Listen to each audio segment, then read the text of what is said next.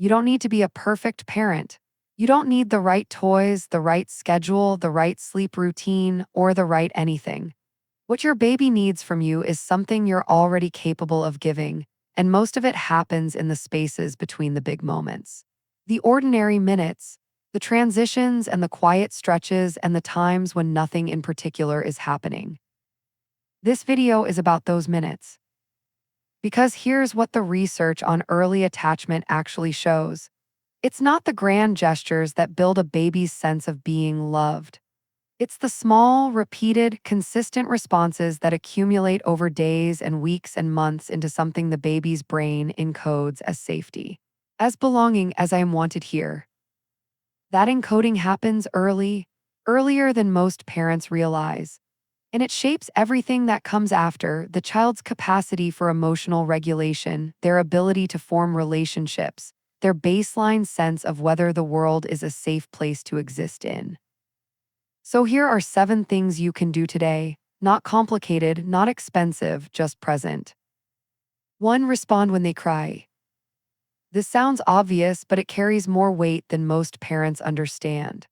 When you respond to your baby's cry, not perfectly, not instantly every single time, but consistently and warmly, you are teaching their nervous system something that cannot be taught any other way. You are teaching it that signals work, that the world responds, that they are not alone in it. The research on this is clear. Babies whose cries are responded to consistently don't become more demanding, they become more secure. The cry is not manipulation, it is communication. Every time you answer it, you are building the neural architecture of trust. 2. Look at them when you talk to them. Not just when you're reading to them or playing with them intentionally, when you're changing them, when you're carrying them from room to room, when you're narrating what you're doing as you do it. Make eye contact. Let your face show what you feel. Your baby's brain is doing something remarkable when you look at them. The face processing regions of the infant brain are among the first to develop, and they develop fastest in response to a face that is looking back. When you hold your baby's gaze, you are not just connecting emotionally, you are driving neural development in the literal, physical sense. A baby who is looked at, smiled at, and talked to face has a structurally different brain than one who isn't. 3. Narrate your days. You don't need to read books or run activities. Talk to them while you do everything else. Now I'm putting you in your chair. Here comes your sock. The water is warm. Can you feel it? Look, there's the window. That's the tree outside. This isn't performance. It doesn't have to be enthusiastic or educational or structured. It just has to be there. Researcher Patricia Kuhl at the University of Washington found that the number of words a baby hears in the first year isn't what matters most. It's the conversational quality of those words. Words directed at the baby, words with response expected, words that treat them as a participant rather than an audience. Your narration does that. It says, "You are here with me, and what you experience matters enough to name." 4. Slow down during care routines. Bath time, diaper changes, feeding. These happen multiple times every day, and most parents move through them on autopilot, efficiently, trying to get to the next thing. What if you didn't? Not every time. You don't have to turn every diaper change into a production.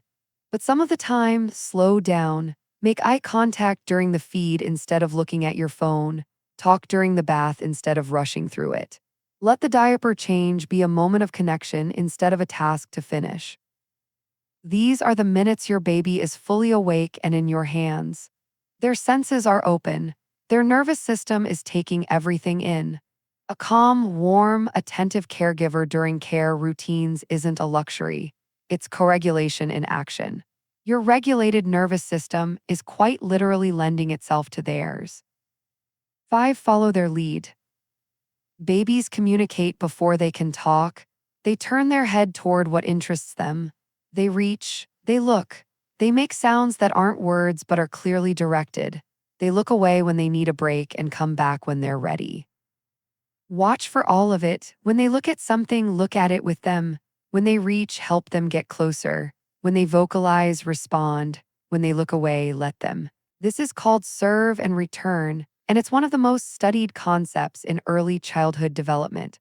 When you respond to your baby's cues, when you follow their lead rather than always directing the interaction, you are building the neural infrastructure for communication, attention, and relationship. You are also telling them in the only language they fully understand yet, I see you. What you're interested in is interesting to me too. 6. Skin to skin contact, even beyond the newborn stage. Most parents know about skin to skin in the early days. What fewer people know is that the benefits don't stop when the newborn phase ends. Physical touch, warm, slow, deliberate, continues to regulate your baby's cortisol, activate their vagus nerve, and signal safety through the first year and beyond. You don't need to do anything formal. Let their bare hand rest against your skin when you're feeding them. Put them against your chest in the early morning when you're both still half asleep. Give them a slow back rub when they're unsettled.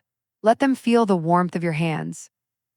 Touch is not a comfort measure, it is a biological input. Their nervous system is reading it every time and using it to work out whether the world is safe. 7. Say their name often.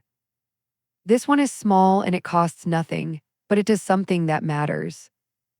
A baby's own name is one of the first sound patterns their brain learns to recognize. By 4 months, most babies will turn toward their name.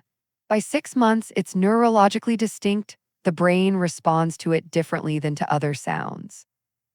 When you say their name, not just to get their attention, but woven into the flow of your speech with warmth, with tenderness, you are reinforcing a neural pattern that carries a specific meaning.